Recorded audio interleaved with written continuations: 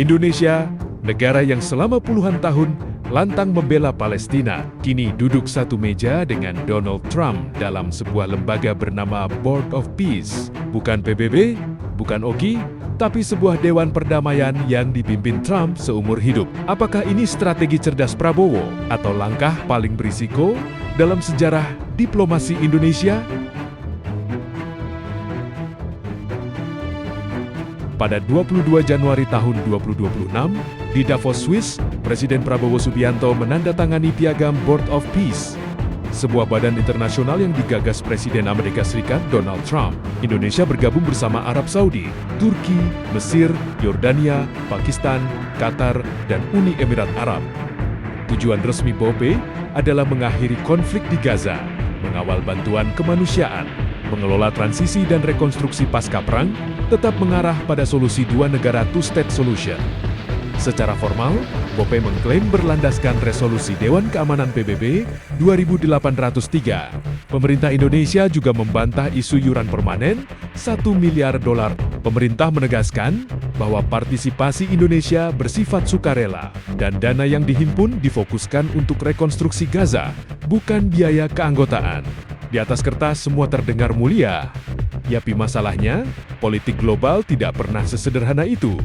Kritik paling keras datang dari dalam negeri sendiri. Pengamat menilai Indonesia berisiko meninggalkan prinsip bebas aktif.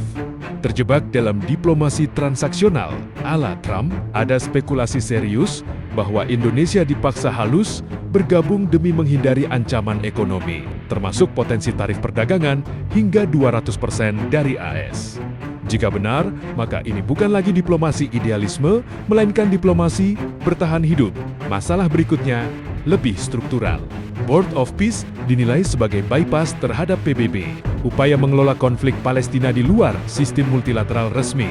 Para kritikus menyebut BOP sebagai PBB versi Trump tanpa mekanisme checks and balances. Jika konflik Palestina tidak lagi diselesaikan lewat PBB, maka siapa yang sebenarnya mengontrol arah perdamaian? Donald Trump ditetapkan sebagai pemimpin seumur hidup adalah bagian yang paling mengganggu dalam piagam BOP. Bahkan setelah ia tidak lagi menjabat Presiden AS, lebih dari itu, nama Jared Kushner, arsitek kebijakan pro-Israel era Trump, muncul dalam struktur eksekutif. Bagi banyak pihak, ini bukan dewan kemanusiaan. Ini instrumen politik berkedok perdamaian. Ironisnya, dalam dewan yang mengatur masa depan Gaza, rakyat Palestina nyaris tak punya suara.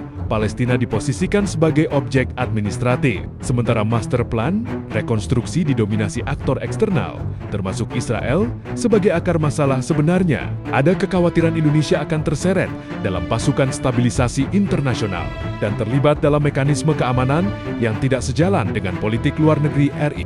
Namun pemerintah menegaskan, Indonesia tidak akan terlibat pelucutan senjata di Gaza dan tidak akan masuk konflik bersenjata langsung.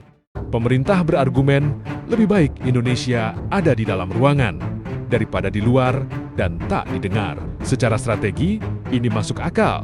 Namun secara moral dan geopolitik, risikonya luar biasa besar. Karena satu hal pasti, Board of Peace bukan lembaga netral, dan Donald Trump bukan aktor tanpa agenda. Kini sejarah akan mencatat, apakah langkah ini akan memperkuat posisi Indonesia sebagai penjaga keadilan global, atau justru menempatkannya dalam perangkap diplomasi yang digagas Donald Trump.